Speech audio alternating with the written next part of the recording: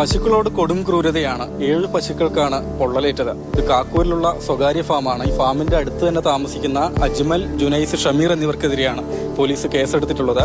അതായത് ഇവിടെ വൃത്തിയുടെ പ്രശ്നമുണ്ട് എന്ന് പറഞ്ഞുകൊണ്ടാണ് ഫാമിലേക്ക് അതിക്രമിച്ച് കടന്ന് കഴിഞ്ഞ ദിവസം രാത്രി വിധത്തിലുള്ള ആക്രമണം നടത്തിയതെന്നാണ്. കൈവശമുണ്ടായിരുന്ന ബ്ലീച്ചിങ് പൗഡർ പശുക്കൾക്ക് നേരെ വലിച്ചെറിയുകയായിരുന്നു. 7 പശുക്കൾക്ക് സാരമായി തന്നെ പൊള്ളലേറ്റു. ഫാം ഉടമ ഡാനിഷ് മജീദ് നമ്മോടൊപ്പം ഉണ്ട്.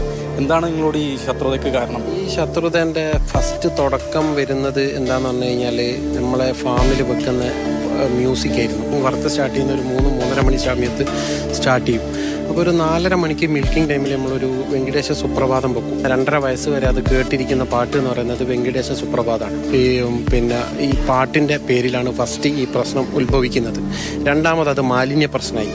മൂന്നാമതാണ് ഇപ്പം പശുക്കളെ ഉപദ്രവിച്ച് തുടങ്ങിയത്. എൻ്റെ ഫാമിൽ മലിനീകരണം ഉണ്ടോ എന്നുള്ളത് ഇവിടെ ഓരോരുത്തർക്കും വന്ന് നോക്കാം. മലിനീകരണം തൊഴുത്തിലല്ല, മനസ്സിലാണ്. ആ മനസ്സിലുള്ള മലിനീകരണം മാറ്റാൻ ഒരിക്കലും പറ്റൂല. ബന്ധപ്പെട്ട അധികാരികളും ഡിപ്പാർട്ട്മെൻറ്റും ഒക്കെ ഇവിടെ വന്നപ്പോഴും ഓരൊക്കെ നമുക്ക് അനുകൂല റിപ്പോർട്ടാണ് തന്നത്.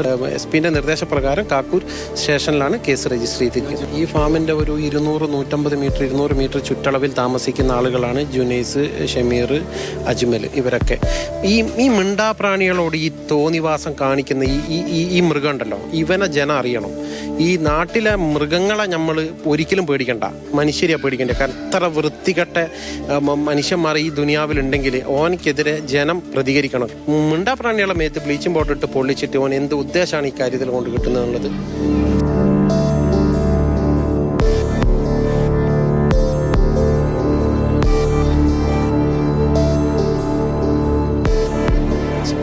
വലിയ ക്രൂരത തന്നെയാണ്. 3 പേർക്കെതിരെ മൃഗങ്ങൾക്കെതിരായ അതിക്രമം, ക്രൂരത, ഒപ്പം അതിക്രമിച്ച് കിടക്കൽ എന്നീ വകുപ്പുകൾ ചുമത്തിയാണ് കാക്കൂർ പോലീസ് കേസെടുത്തിട്ടുള്ളത്.